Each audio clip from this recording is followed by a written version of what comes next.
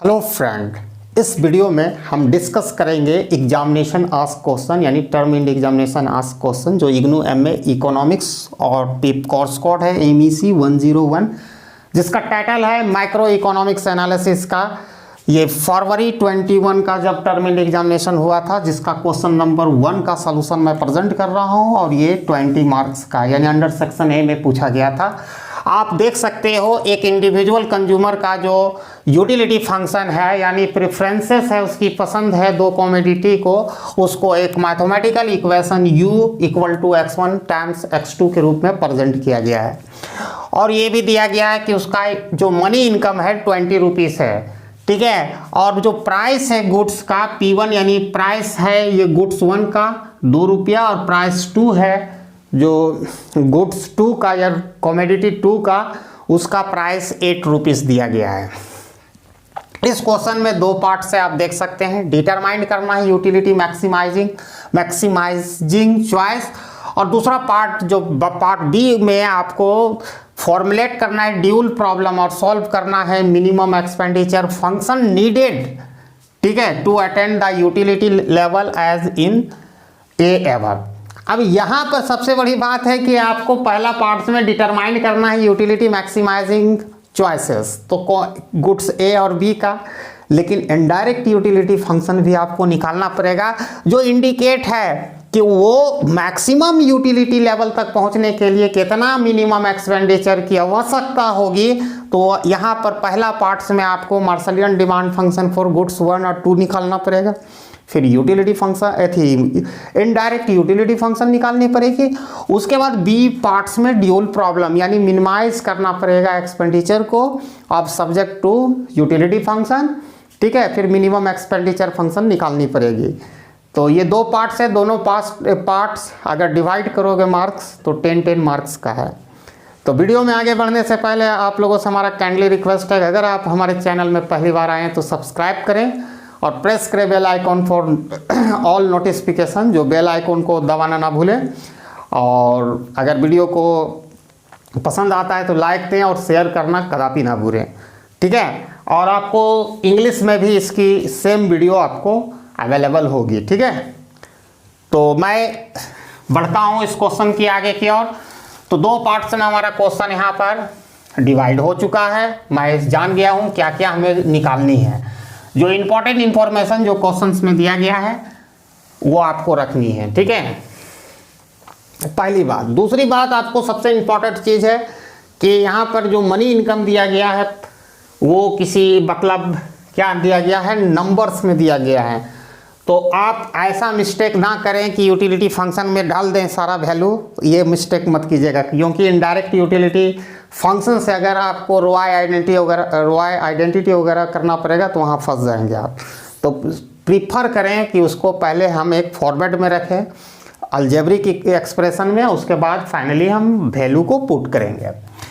तो पहला पार्ट्स में हमारा निकालना है यूटिलिटी मैक्सिमाइजिंग चॉइस यानी Marshallian demand function for both commodity. तो यहाँ पर मैक्सिमाइज करनी है, मैक्सिमाइज किसको करेंगे, यूटिलिटी फंक्शन को, x1 x2, ठीक है, सब्जेक्ट टू बजट कंस्ट्रेंट। तो सब्जेक्ट टू बजट कंस्ट्रेंट में जो ये इनकम दिया गया है ये सब अभी नहीं हम लिखेंगे, एक फॉर्मेट में रखते हैं p सब्जेक्ट टू, ठीक है, आप रख सकते हैं, वो भी वही आएगा, लेकिन रोआई आइडेंटिटी वगैरह करने में माने आप देख लो, अगर फ्यूचर विजन हो तो वहाँ प्रॉब्लम होगी, इसलिए आदत रखो, लास्ट में वैल्यू पुट कर देंगे। P1 x1 plus P2 x2 equal to आई कर दो इनकम, ठीक है। तो ये हमारा एक फॉर्मेट हो गया, मैक्सिमाइज करना है हमारा। अब यहाँ पर भी हमारे पास दो रास्ता ऑप्शन है। एक तो आप बना सकते हैं लैग्रेंजियन मेथड से, जिसमें दो order, first order and second order को सेटिस्फाइड करना पड़ेगा। दूसरा रास्ता इकोनॉमिक्स मेथड का मैं हमेशा रेकमेंड करता हूँ कि उसमें हमको दोनों कंडीशन को दिखाने की ज़रूरत नहीं, और दोनों मतलब एक हमारा ट्रेन का स्पीड देगा और दूसरा हमारा इस सॉल्यूशन में प्लेन का स्पीड देगा। तो मैं प्लेन का स्पीड में जा रहा हूं। अगर आपको दिक्कत होगा लैग्रेंजियन मेथड से तो आप कमेंट करना, मैं उस पर भी बना दूंगा इसी क्वेश्चन का। खैर एनीवे, तो इकोनॉमिक्स मेथड से हम जानते हैं कि marginal utility of x1 by marginal utility of, माने ratio of marginal utility of two goods equal to ratio of their price.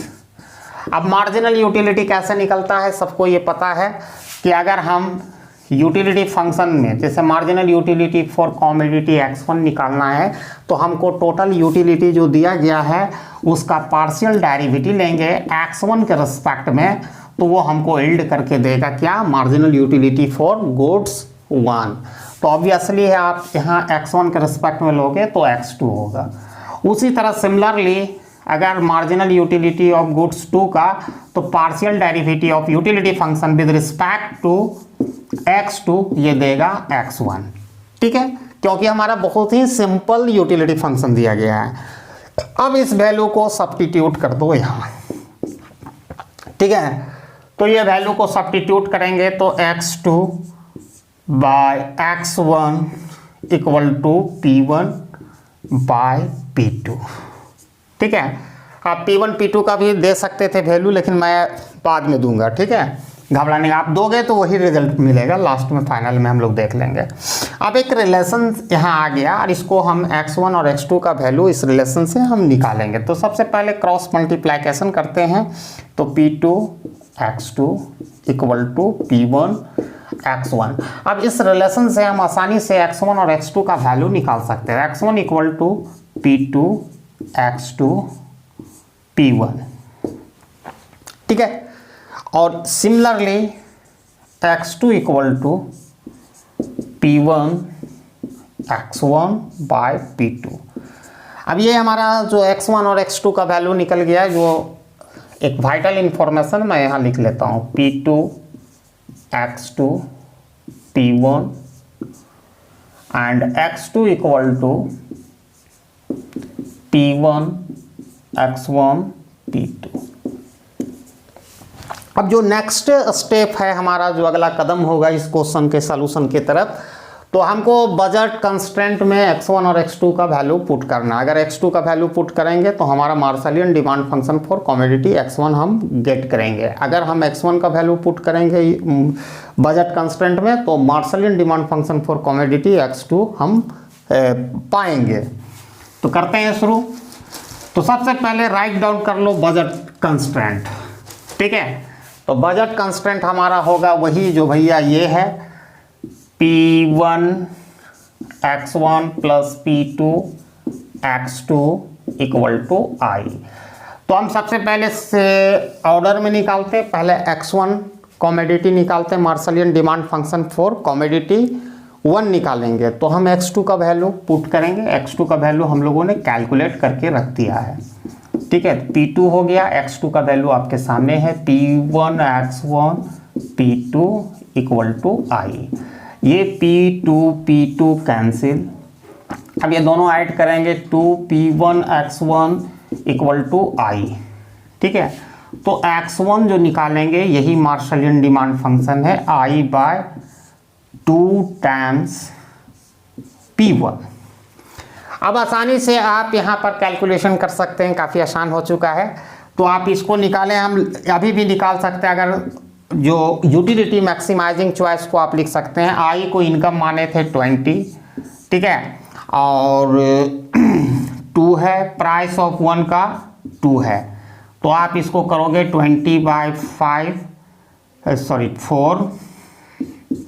4 5 जा 20, यानी 5 यूनिट गुड्स 1 का वो मांग करेगा। ठीक है, तो हम इस फॉर्मेट में रखते हैं ताकि आसानी से हमको इनडायरेक्ट यूटिलिटी मिल जाएगा। तो मैं यहाँ पर इसको रखता हूँ x1m यानी Marshallian demand function for commodity 1, तो I इक्वल टू 2PI, या इसी चीज़ को 5 यूनिट में हम वैल्यू पुट करने के बाद आया। अब सिमिलरली हम अगर इसी बजट कंस्ट्रेंट में अगर हम x1 का वैल्यू सब्स्टिट्यूट करेंगे तो ऑब्वियसली हमको जो मिलेगा मार्शलियन डिमांड फंक्शन फॉर कमोडिटी 2 मिल जाएगा। ठीक है, तो यहाँ लिखते हैं P1 x1 का वैल्यू आपके सामने प्रेजेंट है, ठीक है। x1 इक्वल टू छोटा लिख देते हैं P2 x2 P1, ये x नहीं मल्टीप्लाई है, ठीक है, plus P2 x2 equal to I। यहाँ भी P1 कैंसिल, ठीक है, ये मल्टीप्लाई है, किसी को x वगैरह से कैंसिल, तो हम वो पॉइंट के रूप में दिखा रहे हैं, ठीक है। ये दोनों ऐड होगा तो उसी तरह होगा 2P2 x2 equal to I। तो x2 equal to I by 2 times P2। अब यहाँ इसको I का वैल्यू 20, ये 2, और P2 का वैल्यू आपको यहाँ पर सर्च करो 8, ठीक है। तो इसको हम लिख सकते हैं 20/16, या इसी चीज़ को 5/4, ठीक है।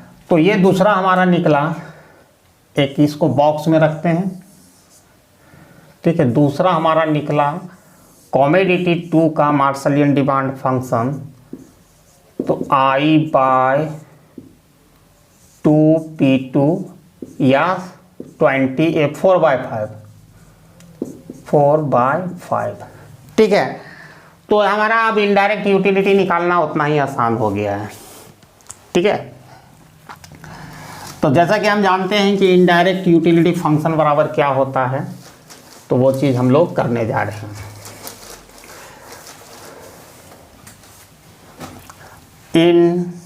इनडायरेक्ट यूटिलिटी फंक्शन, जो इनडायरेक्ट यूटिलिटी फंक्शन को हम भी से सूचित करते हैं, और वो फंक्शन होता है income of consumer and prices of good. हमारा दो गुड्स है P1 P2। तो यहाँ पर जो हमारा यूटिलिटी फंक्शन जो हमने अभी तक जो निकाला वही चीज़ का होगा। तो यहाँ पर x1m टाइम्स x2m, तो आप इनडायरेक्ट यूटिलिटी फंक्शन आप कैलकुलेट कर सकते हो। देखो वहाँ पर प्रॉब्लम हो जाती है, अब हम देखेंगे दोनों करके, दोनों तो निकला हुआ वैल्यू हम देख लेंगे। तो यहाँ पर क्या होगा I by 2 times P1 into I by 2 times P2। ये आपस में अगर मल्टीप्लाई करेंगे तो I² हो जाएगा, और यहाँ 4 होगा P1 P2। अब यहाँ देख सकते हो जो इनडायरेक्ट यूटिलिटी फंक्शन जो है वो which is the function of income of consumer and prices of goods.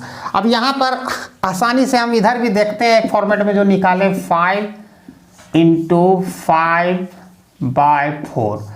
तो कहीं मिस्टेक हो सकता है, उससे डायरेक्टली आप नहीं निकाल सकते, ये दोनों का रिजल्ट अलग देगा, इसीलिए मैंने बोला इनडायरेक्ट यूटिलिटी फंक्शन को सेपरेटली निकाल दो। अब I बराबर जो आपका है, जो I आपने निकाला, चूंकि काट उठ देते हैं तो फ्रैक्शन में कम हो जाता है। जैसे वहाँ पर तो 20/16 आया था, हम काट दिए थे, तो वहाँ पर भी 20 बने, फाइनल में तो वही आएगा। लेकिन ये तरीका काफ़ी अच्छा है कि कहीं कट कुट जाए तो थोड़ा मिसमैच हो जाए। तो यहाँ I², तो I बराबर कितना है 20 रुपीज़ का स्क्वायर कर दो, 4 करो, P1 का वैल्यू 2 है और P2 का 8 है, तो ये करेंगे तो 400 होगा, और नीचे कर देंगे 16 4 जा 64। तो इतना मैक्सिमम यूटिलिटी हम बढ़ा सकते हैं, ठीक है। इस तरह हम गुड्स 1 को इतना कंज्यूम करके गुड्स 2 का, यानी हम गुड्स 1 का 5 यूनिट कंज्यूम करके और गुड्स 2 का 5/4 यूनिट कंज्यूम करके हम इतना मैक्सिमम यूटिलिटी बढ़ा सकते हैं। जो इनडायरेक्ट यूटिलिटी फंक्शन जो निकला यहाँ पर 400/64, ठीक है। तो एक्चुअली में ड्यूल प्रॉब्लम में कुछ होता नहीं है उसी। अब यहाँ पर हमारा जो फोकस था यूटिलिटी को मैक्सिमाइज करने का, अब हमारा फोकस होगा कि एक्सपेंडिचर को मिनिमाइज करेंगे, एक्सपेंडिचर को मिनिमाइज करेंगे in order to get the same level of utility. अब जो यूटिलिटी जो मैक्सिमाइज लेवल ऑफ यूटिलिटी 400/64 है, उसको मैंने इसको प्राप्त करने के लिए कितना कम से कम हमको एक्सपेंडिचर खर्च करना पड़ेगा। तो आते हैं ड्यूल प्रॉब्लम में। सबसे पहले उसका फॉर्मेट को लिखते हैं।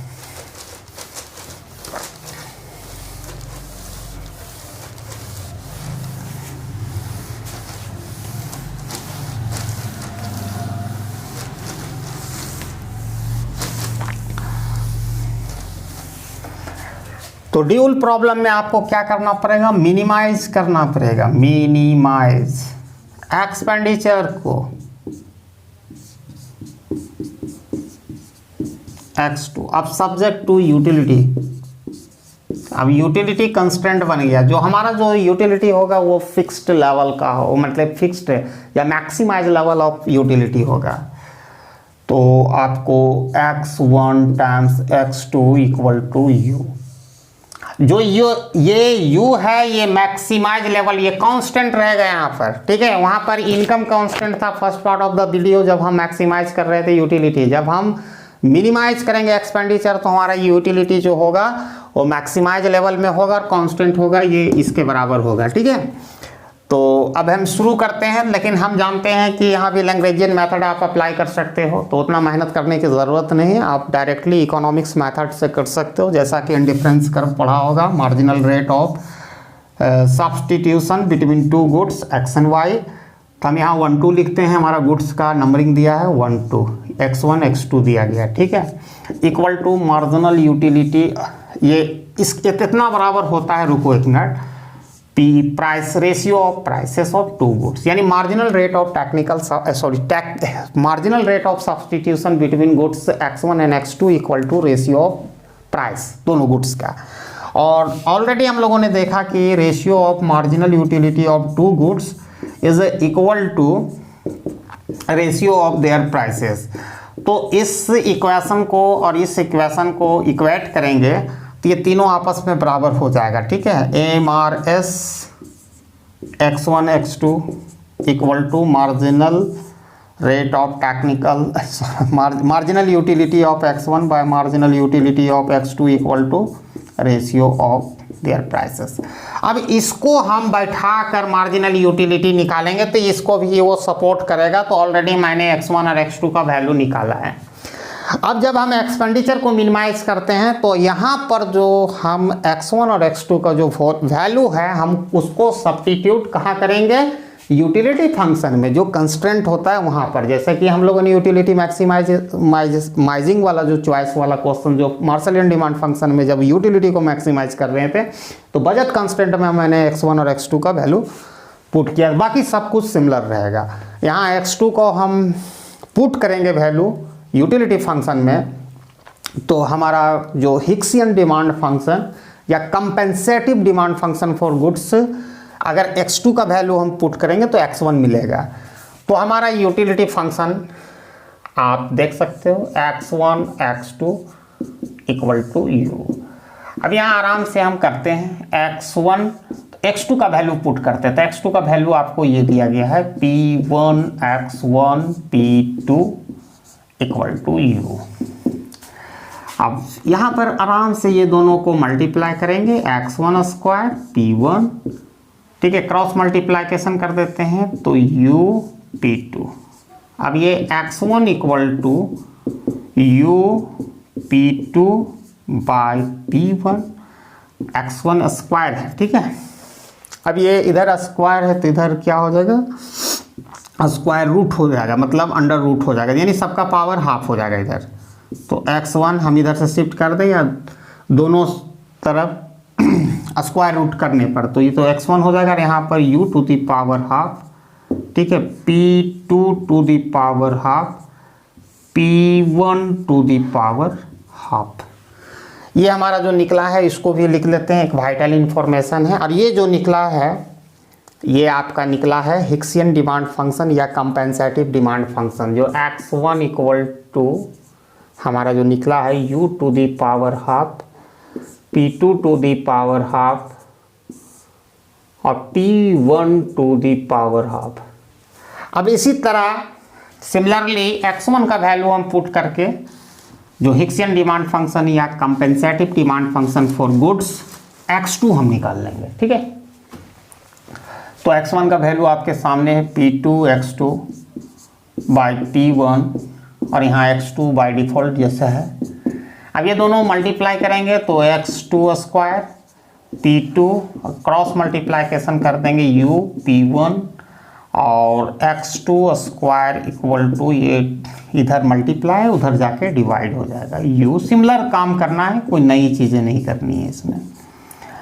तो आप देख सकते हो, तो x2 equal to U to the power half p1 to the power half p2 to the power half. ठीक है, जैसा उसमें हुआ इसमें भी हुआ। तो हम लोगों ने दूसरा गुड्स का भी हिक्सियन डिमांड फंक्शन या कंपेंसेटिव डिमांड फंक्शन निकाल चुके हैं, u to the power half p1 to the power half और p2 to the power half. अब जैसे हम लोगों ने इसका निकाल लिया, तो जब हमारे पास compensative demand function that is the Hicksian demand function for both goods रहेगा, तो मैं आसानी से एक्सपेंडिचर फंक्शन को निकाल सकता हूं। तो चलते हैं, देखते हैं एक्सपेंडिचर फंक्शन कैसे निकलता है।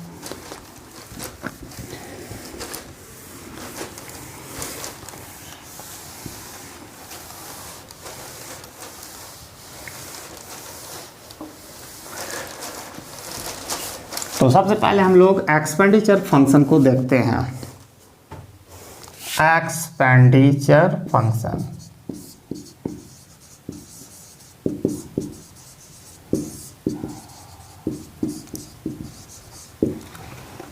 एक्सपेंडिचर फंक्शन को ई से डिनोट करते हैं और एक्चुअली में ये फंक्शन होता है utility and prices of goods. ठीक है, और ये निकलता कैसे, P1 टाइम्स x1h, यहाँ Hicksian demand function, plus P2 times x2h। अब P1 आपका वैल्यू दिया गया है और ये दोनों का वैल्यू आप लोगों ने निकाल चुका है, तो u half to the half P2 to the power half और P1 to the power half. ठीक है, इसी तरह similarly P2 u to the power half P1 to the power half P2 to the power half. अब यहाँ देखो एक चीज़ है, थोड़ा सा किसी को कंफ्यूजन होगा, जो ये P1 होता है एक्चुअल में P1 इंटू P1 अगर हम लिखें और अंडर रूट कर दें, ठीक है, तो अंडर रूट का मतलब ही होता है कि दोनों का पावर हाफ हाफ हो गया। ठीक है, या लॉ ऑफ इंडिसेस से आप देख लेना कि दोनों का अगर बेस सेम रहेगा तो इसकी पावर को ऐड कर देंगे, हाफ प्लस हाफ, तो इसका 1 होगा। तो उस लिहाजा से हम यहाँ पर भी उतना हम लिखेंगे नहीं, यहाँ पर P1 है तो इसका मतलब क्या है कि P1 है, तो देखो यहाँ पर डायरेक्टली हम P1 कर देते हैं, आप समझने की कोशिश करना। तो P1 है तो 2 बार ये P1 का मतलब हो गया P1 to the power half into P1 to the power half, एक नीचे से कैंसिल करेंगे तो P1 to the power half होगा। और सिमिलरली यहाँ भी उसी तरह करेंगे तो P2 to the power half होगा। अब हमारे पास बचा क्या, U to the power half, P1 to the power यहाँ से ले रहे हैं हाफ और P2 to the power half, और इसी तरह U to the power half P1 to the power half, और जो यहाँ काटे हैं P2 to the power half ले रहे हैं। अब ये दोनों देखो जुट जाएगा तो 2U to the power half P1 to the power half P2 to the power half. अब हम लोगों ने जहाँ तक निकाला है ये, तो यहाँ तक हम लोगों ने एक्सपेंडिचर फंक्शन को निकाला है। तो ई से डिनोट करते हैं एक्सपेंडिचर फंक्शन को, यूटिलिटी का फंक्शन होता है, प्राइसेस ऑफ गुड्स का होता है। ठीक है, हमारे सामने रेडी होके आ चुका है u to the power half, नहीं ये वाला हम लिखेंगे। ठीक है, 2u to the power half P1 to the power half P2 to the power half. जब ये आपका तैयार हो गया तो u वगैरह सबका वैल्यू आप निकाल सकते हो। ठीक है, तो u जो हमारा है इनडायरेक्ट यूटिलिटी फंक्शन का, ये जो v के रूप में डिनोट किए हैं उसी का वैल्यू है। तो 2 इंटू, ठीक है, 400/64 का पावर हाफ, P1 का 2 टू दी पावर हाफ और 8 टू दी पावर हाफ। देखो P1 का वैल्यू P2 का वैल्यू। अब यहाँ पर कोई घबराने की बात नहीं, अंडर रूट का वैल्यू है ये, तो 2 आ गया, यहाँ पर आपका 20 हो जाएगा, 20 इंटू 20 हम लिख सकते हैं, तो 2 के बदले 1 निकलेगा 20, और यहाँ पर क्या होगा 8 इंटू 8 64, 8 इंटू 8 64। अब ये दोनों देखो, ये दोनों का आप ये कर सकते हो गुना 16 हम कर देते हैं, अंडर रूट 16। अब बोलिएगा डायरेक्ट कैसे कर दिए, तो छोड़ दो, अगर नहीं आता है वो भी तो कोई दिक्कत नहीं है, 2 टू दी पावर हाफ कर दो और यहाँ पर हम लिख सकते हैं 2 टू दी पावर क्यूब, 3 बार 2 को गुना करेंगे तो 8 होगा, 1/2। ठीक है, आप लॉ ऑफ इंडिसेस की तरफ मूव कर जाना। तो ये 4 हो गया और 4 से फिर हम ये 5 आ गया। ठीक है, अब यहाँ तक हमारा जो सोल्यूशन हुआ है इस फॉर्मेट में 5 आ गया। अब आपको लॉ ऑफ इंडिसेस की जानकारी होना चाहिए, तो इसको हम यहाँ पर थोड़ा सॉल्व करके लिख देते हैं। 2 टू दी पावर हाफ हो गया और यहाँ पर हो जाएगा 2 3/2। अब दोनों का बेस सेम है। ठीक है, तो दोनों का क्या हो जाएगा 5 × 2 1 + 2 + 3 + 2।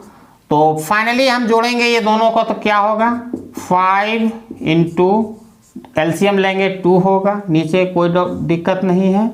और ये 3 और 1 4 होगा, काट देंगे 2 होगा, यानी 2 का स्क्वायर करेंगे तो कितना होगा जी 4 होगा। तो 5 × 4 = 20 रुपीज़।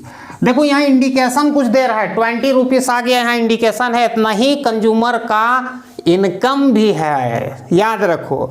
यानी एक्सपेंडिचर इतना ही, सेम लेवल ऑफ यूटिलिटी जो 6400/64 इनडायरेक्ट यूटिलिटी जो मैक्सिमाइज लेवल ऑफ यूटिलिटी को प्राप्त करने के लिए कितना मिनिमम एक्सपेंडिचर करना पड़ेगा 20 रुपीज़। माने कान को इधर से पकड़ो या इधर से, बात एक ही है। या तो यूटिलिटी को मैक्सिमाइज करेंगे with the given the income budget constraint, ठीक है, या तो आप एक्सपेंडिचर को मिनिमाइज करेंगे with the given level of utility. उतना ही 20 रुपया लगेगा ही जो इनकम के बराबर है। और इसका थ्योरी में माना ही गया है मार्शलियन में कि एक कंज्यूमर अपना इंटायर इनकम खर्च कर देता है। तो ये था हमारा वीडियो कंप्लीट 20 नंबर का है। और I hope best of luck for your course code and thanks for watching my video till and. जय हिंद।